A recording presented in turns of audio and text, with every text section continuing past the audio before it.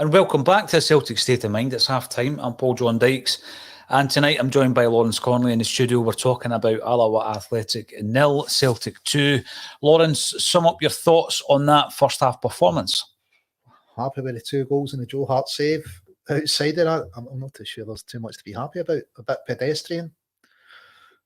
Gucci looked as if he was slowing the game down a lot. So hopefully it looks a bit better further forward. And I thought it was a really poor challenge in Callum. I don't think the boy's going to head the ball. I think he's going to play the player. And, hopefully Callum's okay, but we'll wait and see. Scales have got a decent cross in, and it's a nice near post run in Giakoumakis finishes, but has he really done anything outside of that? Is he...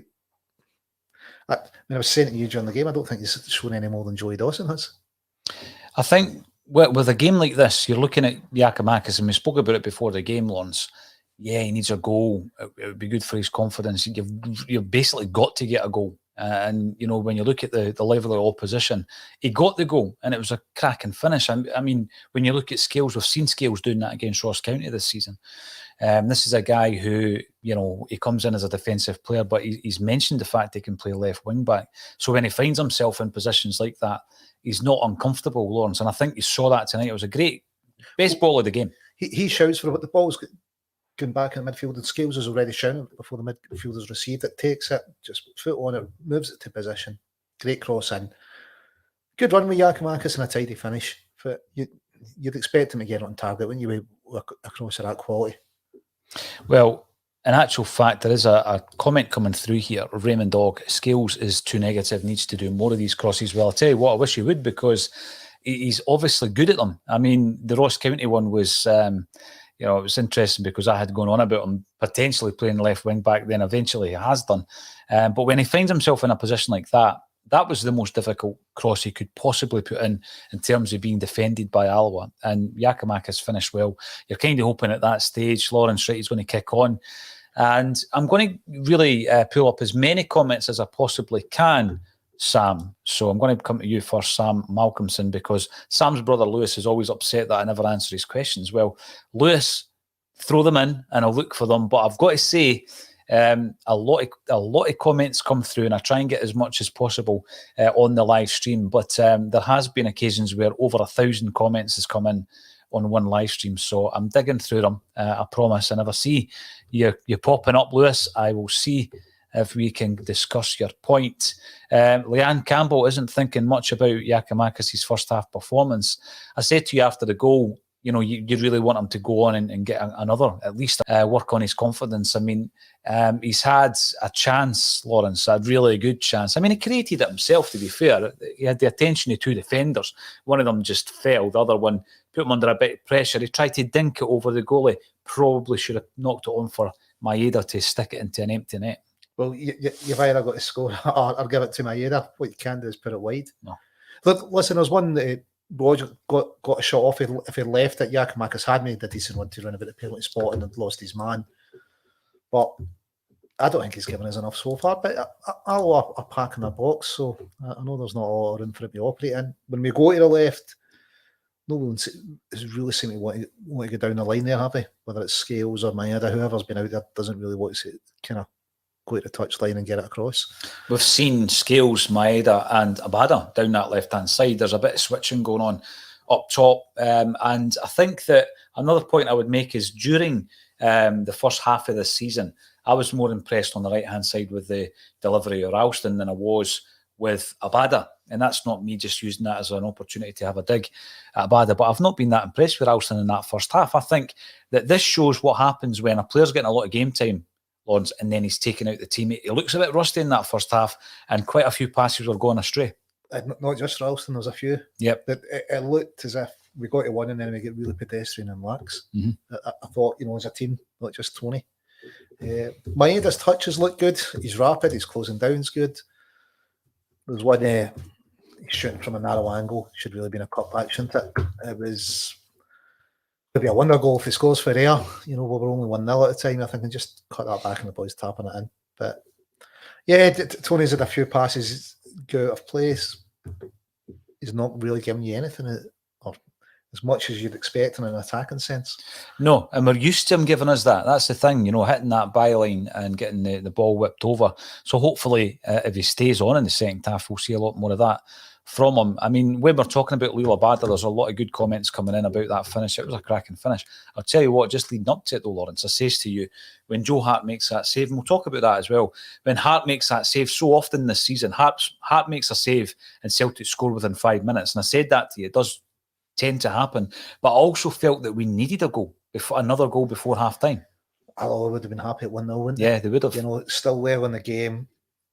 You could see that the manager seemed like you're frustrated and just hang in, you'll get a chance. They had a couple of chances, so far. I know the one from at the beginning. I know the commentator said he should have scored it, but let's be honest, it's halfway line. Speculative chance, yeah. I mean, it's opportunist. But it's a huge save from Hart, isn't it? He's done really well there. Abada's done well. He's made room for the shot. He's headed slightly away from goal, and it's a decent finish. Yeah. Hopefully, it breaks Alloa's spirit. Coming just before half time.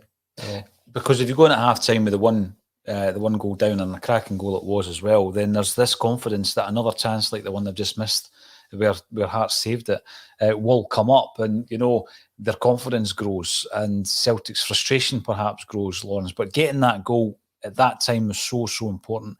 I think we'll see the game opening up a wee bit more in the second half now. As I said, Stuart Miller comes in, that was class from Abada. So it was. Let's have a wee look at Abada though. I mean, he has got a bit of stick. He's got a bit of stick on Acsom from time to time as well. Liel Abada's 20 years of age. He's come in, he's an Israeli international, as you know, but he's now played 33 games for Celtic, Lawrence, scoring 10 goals and 8 assists. So over the piece, I do think from time to time, he drifts kind of off form for a few games, comes back in. Jim Orr, on a Celtic state of mind, doesn't reckon he's a right-hand sided player. He's better through the middle. Where are you with Abada at the moment? He's shown there, obviously, what he can do when he's on form. So a goal or an assist every 2 games, or slightly better than every 2 games. Yeah. For someone that's not long-term, 20. Mm-hmm. An inconsistent winger. I think it's been great. If he'd come through from the reserves or the Colts, we'd be raving about him, wouldn't it? We would. You'd be looking at this goal. If he broke in, you're right, as a 19-year-old and he's had this season that he's having, you would be raving about him if he came through the ranks, absolutely. You'd be going, look at the potential of this boy, he's brilliant. So 33 games is a lot of games for him, isn't it? We're only halfway point of the season. I don't think he's used to playing that number of games. Well, he's going to hit 50 games this season at the age of 20. He's had different, but he's had Ralston and Juranovic playing behind him, so he's got to get used to that as well. Kyogo been out for a wee bit as well. Different partners up front. I think it's having a brilliant season for us. I don't know he has quiet games, but at some point other people need to step up as well, don't they? Guys like Giakoumakis when he gets his chance, or guys perhaps like Mikey. I know he's not in there tonight, but. I think he's more than pulling his weight. I think Abada was the one that stepped up because we really, really needed that goal, I think. And David Brown comes in to say that the goals came at the right time. Listen, I'm not sitting here saying, Alloa, we're going to come out and score 2 goals in the second half, Lawrence, but it's the frustration that tends to grow in games like this. If you're sitting at nothing each or just, with 1 goal in it, then anything is possible. And Alloa would believe that as well the longer it went on. So I do think it was at the perfect time, and in the second half it will open up a fair bit.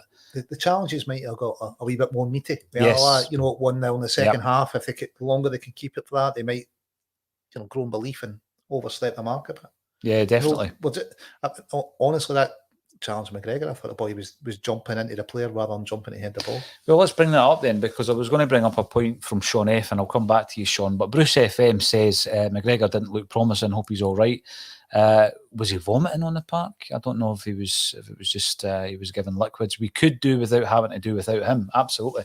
And again, we did speak about what do you do without Callum McGregor. That's been a subject of conversation on a Celtic state of mind throughout the season. There's certain players you cannot be doing without. And I think actually we're doing without one of them tonight in Kyogo anyway. Joe Hart's another one. Callum McGregor's another one. I would also throw in Cameron Carter-Vickers. He's been rested tonight. But the last thing you want is an injury to Callum McGregor. I agree with you. I thought that there was no attempt to play the ball. I'm not saying the guy went in to injure him, but he certainly went in to block him.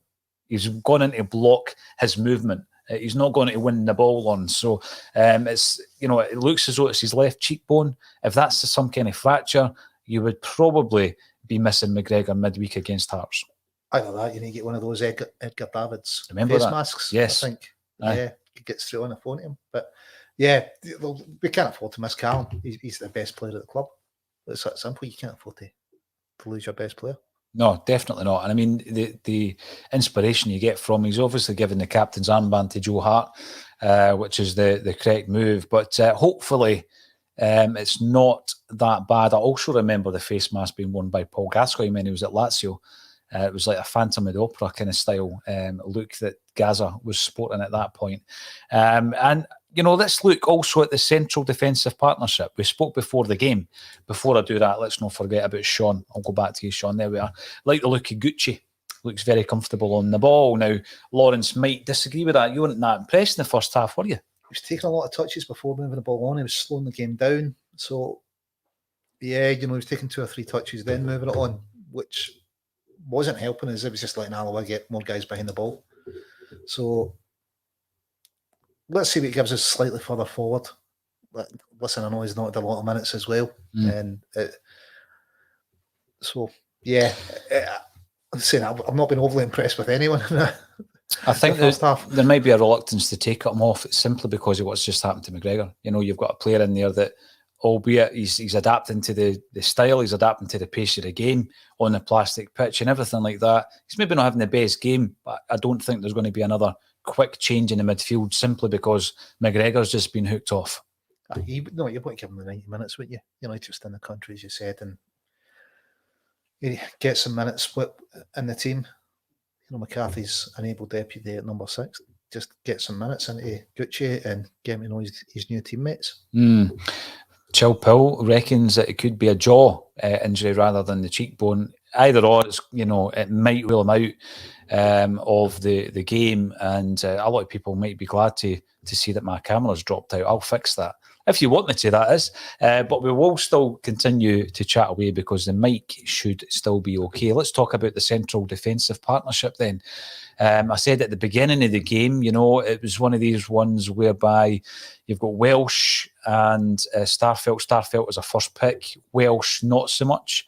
But them partnering tonight, how's that gone, do you think? Okay, they've not too much to do, have they? I think it was Callum. Our Scales will get bullied off the ball, and then I'm not too sure what Callum was doing that led to the big chance.